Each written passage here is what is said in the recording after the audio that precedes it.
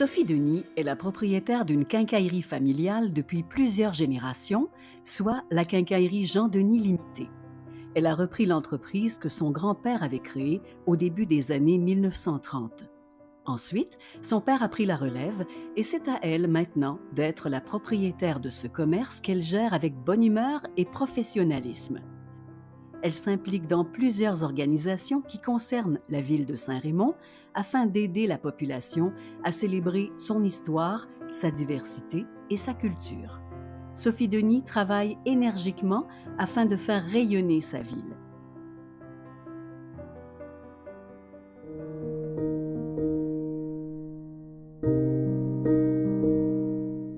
Qui est Sophie Denis? Sophie Denis, c'est moi. Moi, je suis une femme en affaires depuis bientôt 22 ans. Et puis, je suis la 4e génération de ma famille à avoir la quincaillerie Jean Denis Limitée au centre-ville de Saint-Raymond. En 2000, j'ai acheté la quincaillerie avec mon conjoint Philippe. Et puis, on pourrait dire que de toutes les générations, je pense que je suis peut-être la génération la plus féminine qui a acheté la quincaillerie. Se retrouver dans un domaine d'homme d'affaires, dans ma jeune trentaine, c'était tout qu'un défi. Puis en plus, nous, quand on est devenus propriétaires, Philippe et moi, on a changé la bannière. Alors, on est allé chercher la bannière Home Hardware.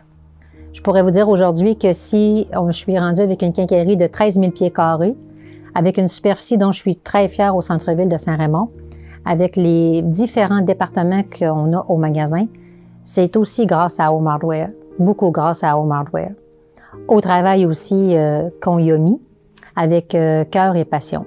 Sophie, c'est notre fille. Sophie, c'est une petite fille qui est venue au monde la même année que l'Expo universelle de Montréal, en 1967. C'était une petite fille toujours entreprenante, même jeune.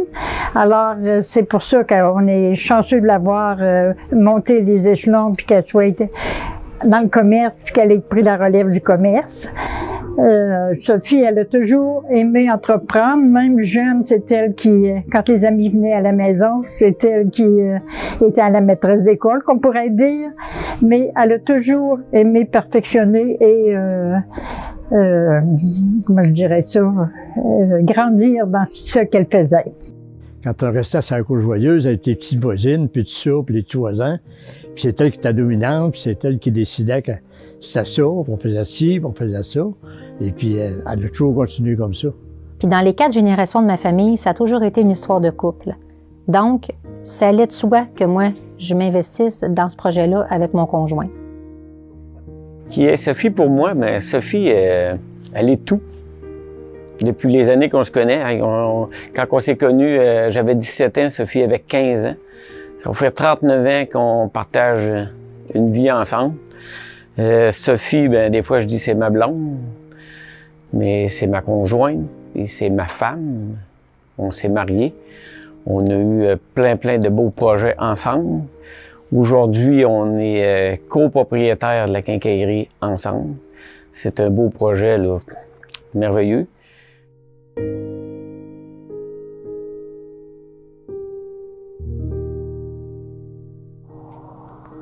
Alors, c'est là qu'en 2000, on a fait le saut.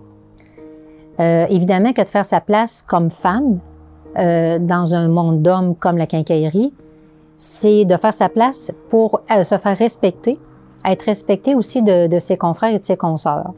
À travers mon rôle de femme d'affaires, je suis fière aujourd'hui de dire que mes 2 enfants aussi ont réussi j'ai réussi à en faire des bonnes personnes malgré le fait que j'étais super occupée. Ma mère, c'est une femme qui est beaucoup impliquée puis qui est inspirante à voir aller dans ce qu'elle fait. Comme projet, elle est impliquée dans des comités avec la quincaillerie, elle s'implique beaucoup. C'est une femme qui n'a pas peur de dire ses idées aussi, puis ce qu'elle pense, puis si elle est convaincue, elle va nous convaincre aussi de ce qu'elle veut dire. Puis, je dirais que pas froid aux yeux. Tu sais, des fois, dans le milieu qu'elle est, c'est beaucoup un milieu d'hommes, mais je pense qu'elle a réussi à prendre sa place, puis justement à dire ce qu'elle pense, puis à faire valoir ses idées, puis elle a pas peur de ses convictions, puis c'est une femme forte là, dans son domaine, dans son métier, dans toute sa vie, là, je dirais. Donc, ça ressemble à ça pour ma mère. Sophie Denis, c'est ma mère. C'est une femme d'affaires inspirante. C'est une femme de cœur.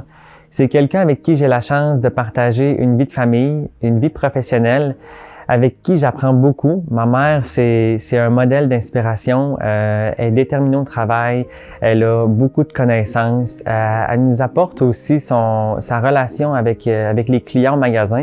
On est une entreprise familiale ici depuis près de 100 ans. Et tous les clients vont nous le dire ici, ils sentent une énergie de famille, puis c'est convivial. À la maison, ça se transmet aussi. On aime beaucoup recevoir. Ça, je l'ai appris de mes parents. Plusieurs réunions de famille. C'est important pour nous de se réunir. Je suis une passionnée de par mon travail. Je suis entourée d'une bonne équipe. On a souvent dit que j'avais un flair pour m'entourer des bonnes personnes puis d'être capable de composer une équipe avec différentes qualités, différentes forces. Puis c'est ça qui fait, je pense, le succès de notre quincaillerie. Moi, je suis dévouée à ma clientèle. C'est important pour moi que les clients soient satisfaits, quand ils viennent à la quincaillerie, jour après jour, mais que ces clients-là retrouvent toujours la même qualité de service. Puis c'est quelque chose, je pense, que j'ai eu de mes parents, d'être dévouée à sa clientèle. Puis je pense que ça fait partie vraiment là, de mon ADN. Puis je me verrais pas aujourd'hui faire autre chose que ce que je fais là.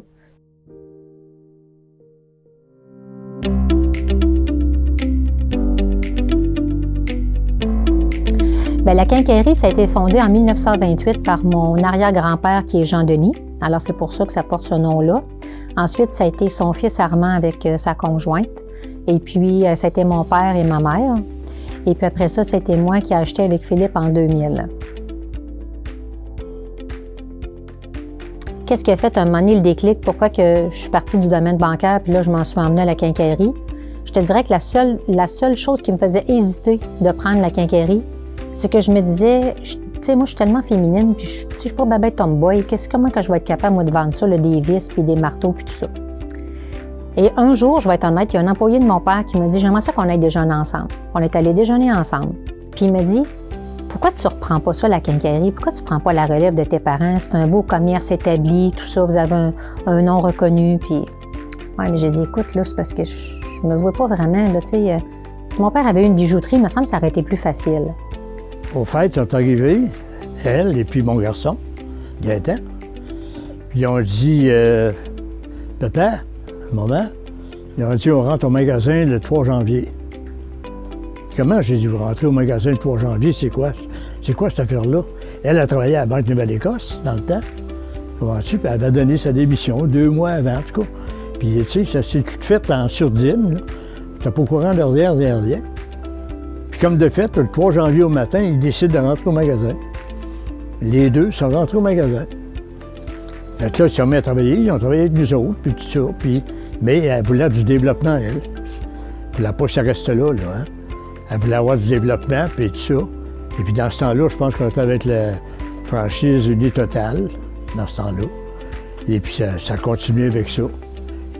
Et puis quand on a changé de franchise, on s'en allait avec Home Hardware, bien là, j'ai dit, ça marche plus, là. J'ai dit, le magasin est rendu trop petit, là. J'ai dit, c'est impossible, on ne peut pas continuer qu'une franchise comme eux autres.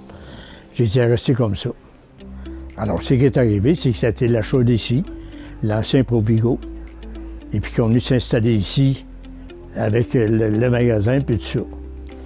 Quand j'étais jeune, j'ai travaillé pour mon père, mais c'était pas sérieux comme quand là, j'ai décidé de laisser le travail de la banque pour m'en venir à la quincaillerie. Là, mon père, ben là, j'ai travaillé avec mes parents.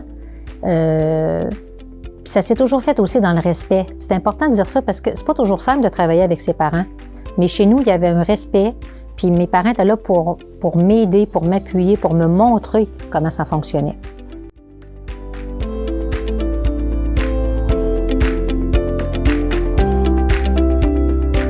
Bien, tu vois, mon implication en bénévolat, c'est quelque chose aussi qui est prôné chez Home Hardware.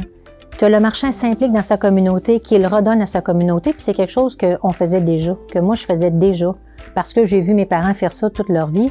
Puis ça va de soi pour moi de faire du bénévolat, malgré ma charge de travail, puis malgré mon temps qui est super occupé, c'est important.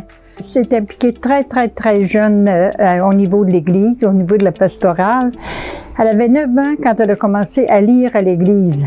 le dimanche à la messe, c'était sœur Évelyne Michaud qui l'avait dirigée et qui montrait comment parler et ces choses-là. Puis après ça, elle a continué de s'impliquer beaucoup quand même. Elle a siégé presque 10 ans sur la fondation de l'hôpital. Elle a fait 2 termes comme marguillière. Elle a siégé sur le comité de consultation quand il y a eu le remaniement des fabriques et ces choses-là. Elle a toujours été impliquée bénévolement, même qu'au 175e, qu'elle avait organisé le bal avec le bal du maire avec l'épouse du maire dans le temps, Christiane Huot. Elle a toujours aimé perfectionner puis faire de belles choses.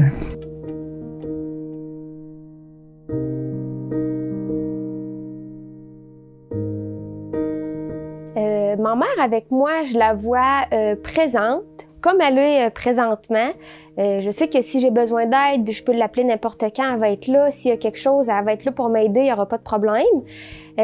Au niveau du travail, j'aimerais qu'ils prennent plus de temps pour eux, mais d'après moi, ça va être comme ma grand-mère, puis à 80, elle va être encore à la quincaillerie ici, c'est sûr, à travailler ou à venir voir les employés, ou c'est sûr et certain, on ne peut pas la sortir là, de la quincaillerie.